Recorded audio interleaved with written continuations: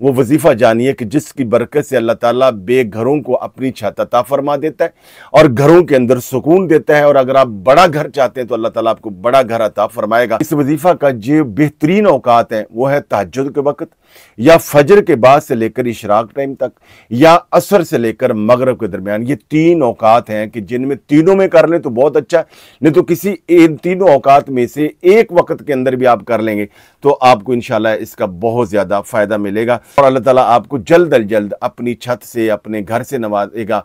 और आपका घर बड़ा चाहते तो बड़ा घर देगा, और जो घर है आपका उसके अंदर अल्लाह ताला रहमत नाज़िल फरमाएगा, सकीनत अता फरमाएगा, इत्मीनान अता फरमाएगा। सबसे पहले आपने 11 मरतबा दुरूद पाक पढ़ना है, फिर 786 मरतबा बिस्मिल्लाहिर्रहमानिर्रहीम पढ़नी है, जो बिस्मिल्लाह के आदाद है। फिर आपने सूरह अल बकरा की आयत नंबर 127 को 127 बार पढ़ना है। वो आयत यह है, व इज़ यरफ़उ इब्राहीमुल क़वाइद मिनल बैत व इस्माईल रब्बना तक़ब्बल मिन्ना इन्नका अंतस समीउल अलीम।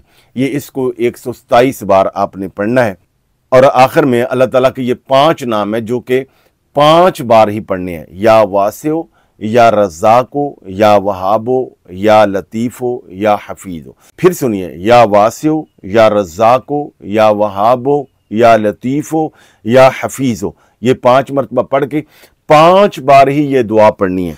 अल्लाहुम्मा अर्ज़ुक़नी बैतन सालिहन मुबारकन, अल्लाहुम्मा अर्ज़ुक़नी बैतन सालिहन मुबारकन। और जो लोग अपने इस्म आज़म जानना चाहते हैं वो कमेंट करें, हम इंशाल्लाह उनको इस्म आज़म भी बताएंगे, साथ आप इस्म आज़म भी करेंगे तो इस वजीफ़ा में और ज़्यादा बरकत हो जाएगी। आपसे गुजारिश है कि वीडियो को लाइक और दूसरों को शेयर भी कर दीजिए।